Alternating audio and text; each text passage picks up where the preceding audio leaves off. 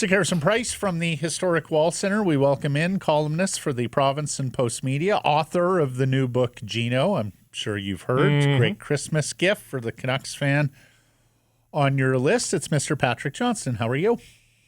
I'm great. How are you guys? Good. Super. Patrick's great because he's heading to Mexico next week on a little family vacation, which precluded him from going to Miami this weekend for the Whitecaps. Poor guy. I'll take not working on the beach versus working near the beach. Fair enough. We're wondering a little bit about Quinn Hughes this week, Patrick. Some of the lackadaisical shifts that he's taken. Dogging it, dog-tired, indication that he wants out. How are you reading into some of these peculiar shifts from the captain? Well, I think my initial read has been that, or at least was that, I mean, this is a guy that's playing an insane amount of minutes, and even Quinn Hughes has reaching, a point where he can only get so far. But there are things creeping in where I think you can see frustration. I do not think he was ever going to admit that, and I suppose we'll find out today if we talk to him. Perhaps how that's going, but listen, the team isn't playing well. As I wrote yesterday, no team has played with an empty net more than the Vancouver Canucks this season, right? That is a bad, and it's not even close. Like, it's not even close, Matt.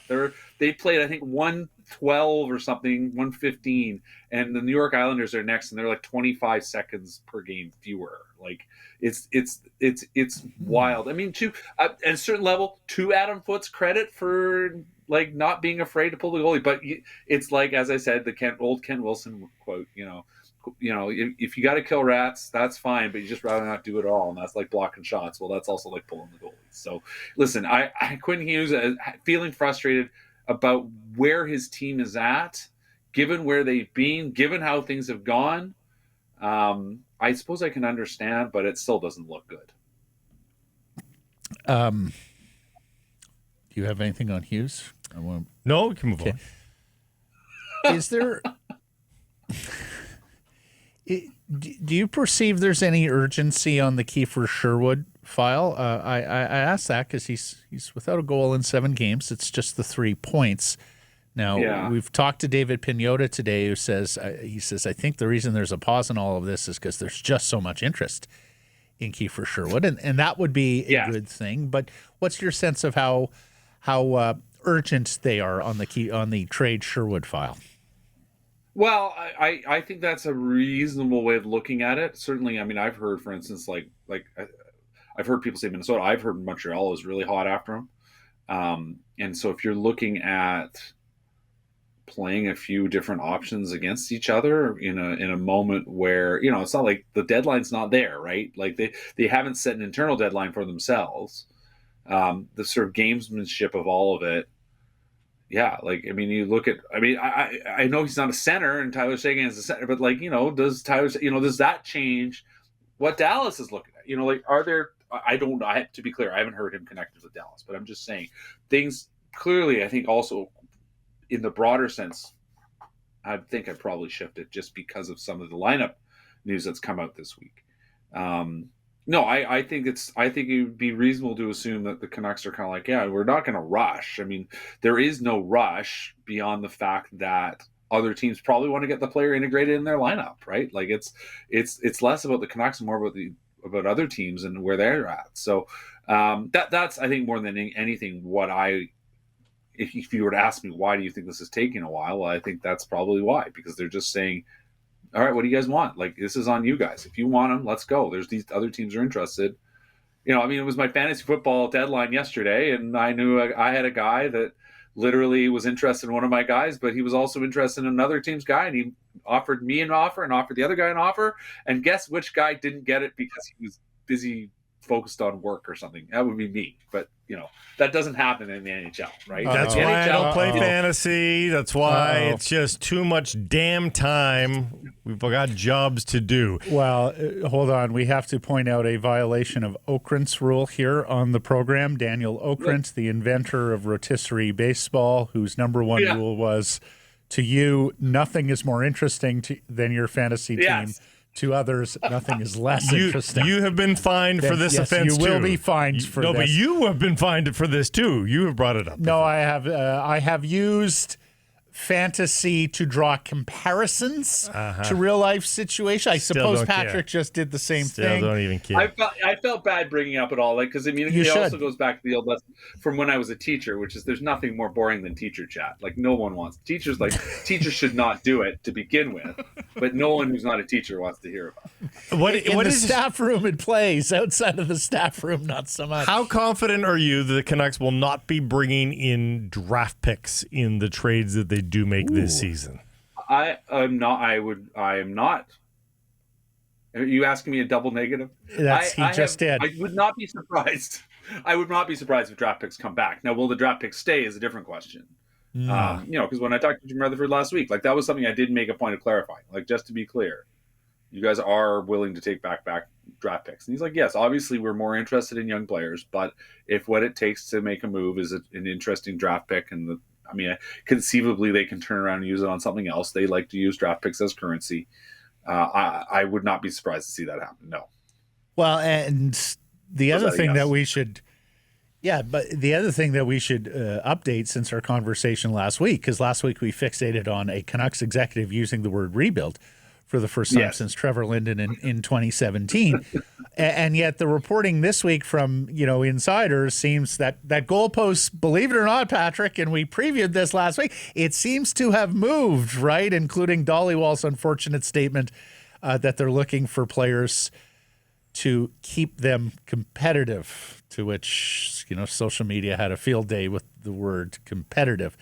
But more keep was the word they had a problem with. Well, competitive too. I mean, both words don't really apply right now. But my sense is that rebuild word probably didn't land all that well with ownership. No, it would not have. Absolutely not. It would not have landed well. That is not the task. He doesn't like thinking in those terms, is from what I've been told and what we've seen, I think. If you are trying to build a winning team and you talk in those terms, and that means bringing in younger players, I think you might be able to sell that. And that, I think, was a little bit what Jim was getting at when I were talking. He said, we need to be younger. I don't care what the word that you use is. We need to be a younger team. And that's the task they are approaching on. And listen, the idea of to keep them competitive, I mean, okay, that means getting better than they are now, right? So if what you have now isn't working, I don't even know if there's such a thing as, to be clear, I'm not dunking on Dollywall here, because who needs to do that? It's just, they need better players. They need younger players. They need better players. They're already one of the youngest teams in the league. They need better players. Underline. They need better players. And they're acting like they're trying to stave off relegation here. Last I checked, there is none in National Hockey League. The possibility of using Sherwood, say, like, we know Hughes is a blockbuster deal, but the possibility of using Sherwood as part of a bigger deal. What do you think the chances are of something bigger than just Sherwood alone happening? Because we just saw them send down DPD. He's back up now. He played his one game and he's back up. So that wasn't a demotion per se for DPD. Right. But I think we're all clear. They're not super pleased with how he's played this season. No. Doesn't mean you give up on the player, but he's not the silver bullet maybe that they thought he was originally. If it all ultimately helps you bring home a second line center, you got to give to get. So that's just an example, though. Like, can they use Sherwood as a piece of a bigger trade to get them the young center that they seek? Well, I mean, if you go out, like I said, if you go out and pick up draft picks in another trade, there's that too. Becomes the kind of thing, right? You can package this together. I could totally see him being part of something bigger, but like, my impression is, in the end, this is the kind of trade that they're looking, it's teams that are looking at a guy because he is a deadline day type addition. Yep. And you could totally reason that part of the reason why this is again taking so long is because they are working on complicated things. I know that Patrick Allvin has long talked about trying to pull off rather elaborate, complicated moves. There was, when they brought in Hronek, I think they were close on something else, right? And they didn't quite get there. But I certainly, have heard that's the way he likes to try to operate. Now, Jim Rutherford clearly is much more involved than he's been in the past, because he was the one selling the story, right? Like, that alone tells you that he's more involved in this. Because I had talked a fair bit. I had talked more to Patrick Alvin this season than I have in the past, because he generally has been a guy that likes to show his work and then talk about it after. But that has shifted clearly. Like, Rutherford has always been a guy that's happy to kind of talk about their overall policy and where they're trying to get. And they know that this team needs a big reset and restructuring of how it's set up. And they also, he's talked openly about the reality of Hughes, and whether he stays or goes, like, that is something they have to figure out. And they have to figure out what this team's going to look like. And realistically, you have to think that they look at his situation and they want to know sooner than later what's going to happen. Yeah. Somebody mentioned to me that Rutherford put his second hand back on the wheel after last year's trade deadline with Alvin and not being able to move anyone. And then, of course, some of the comments, and particularly those from Alvin around Brock Besser, which brings me to the bigger question here, Patrick. Like, are Jim Rutherford and Patrick Alvin going to be the management team this summer and next year?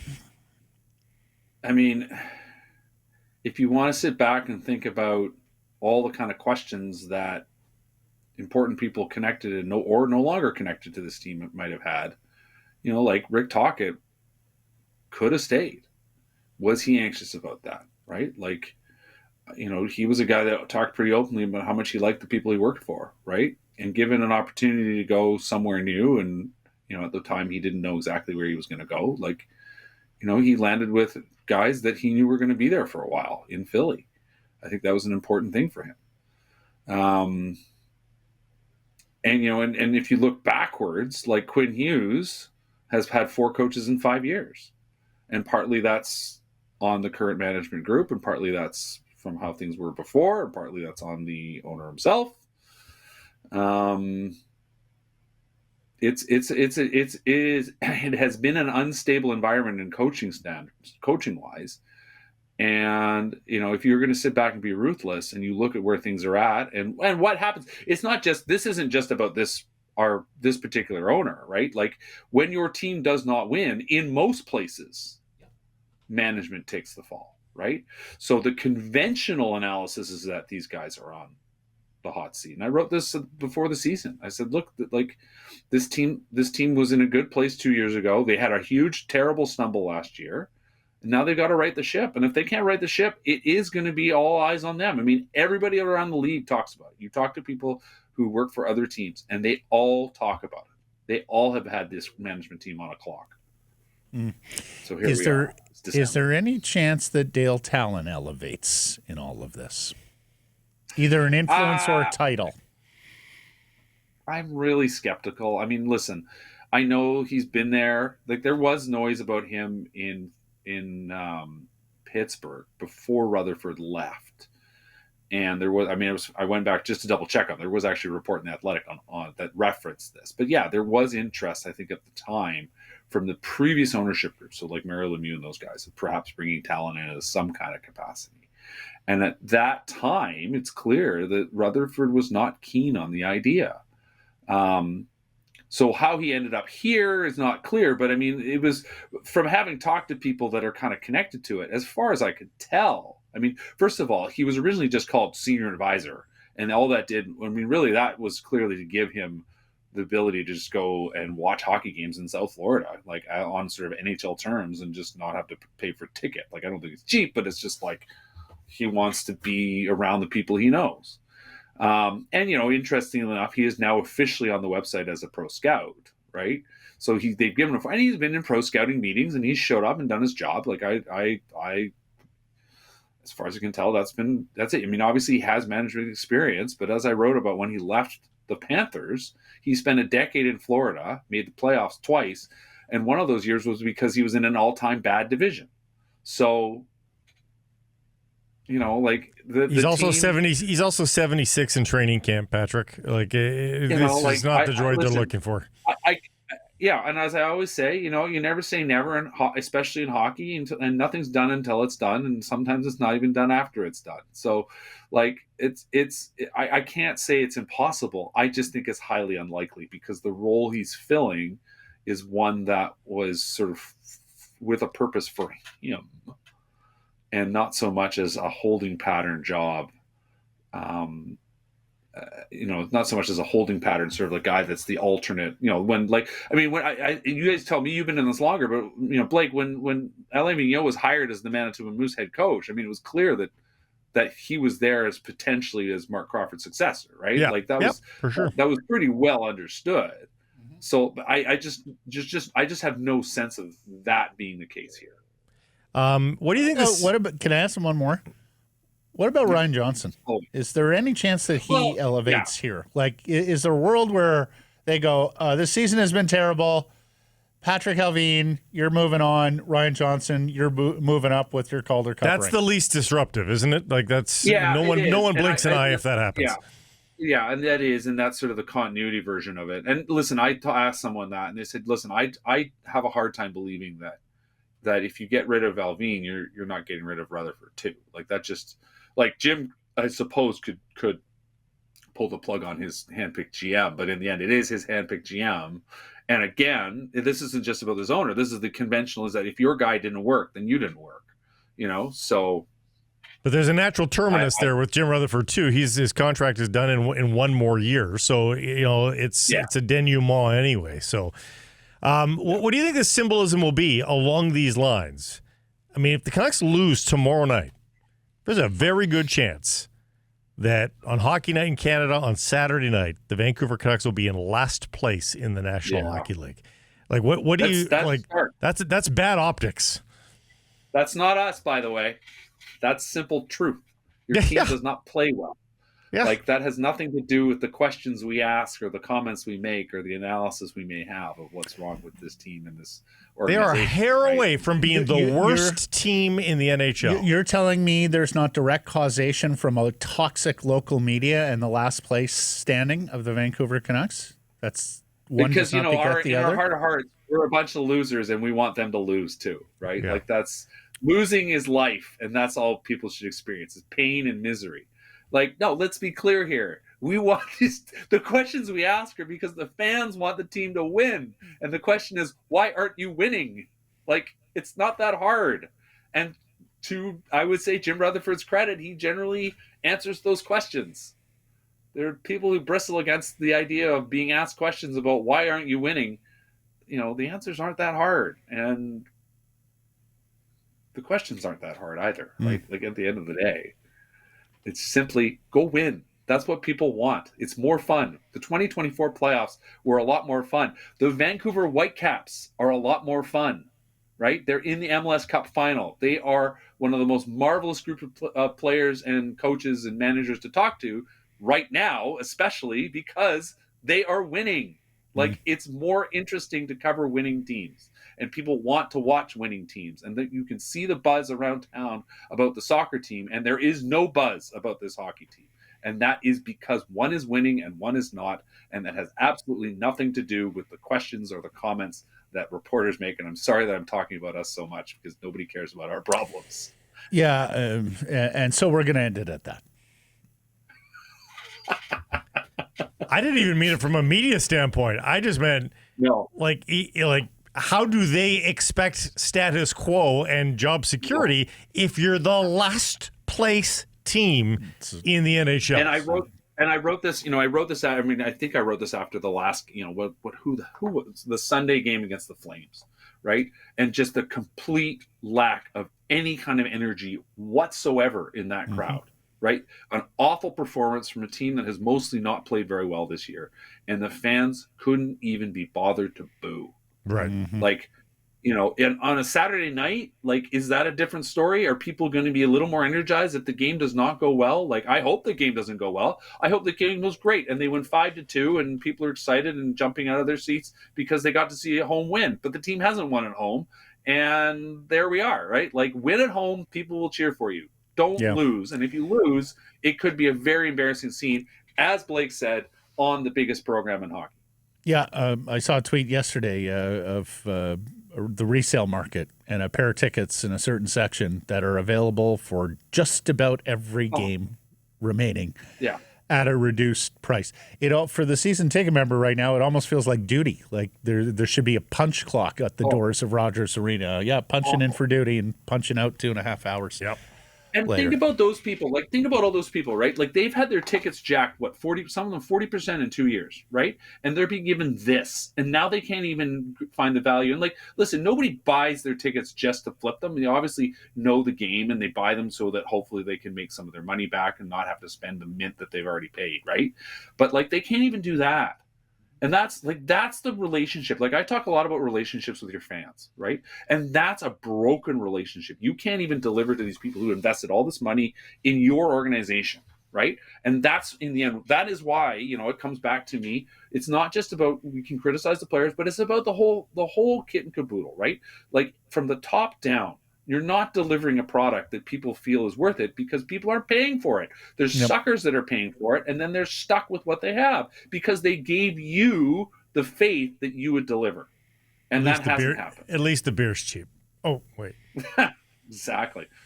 $5 beers at the watch party, by the way, if you get there early. And at the Golden Eyes, too. There's a lot of $5 beers around in none of that building. Mm-hmm. You enjoy Mexico. We expect a very tanned Patrick Johnston in a couple of weeks, right?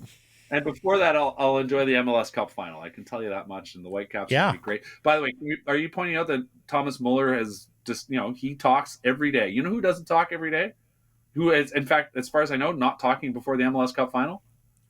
His name is Lionel Messi. Yeah. So Thomas Muller is the star the MLS needs. I'm going to close on this high positive note.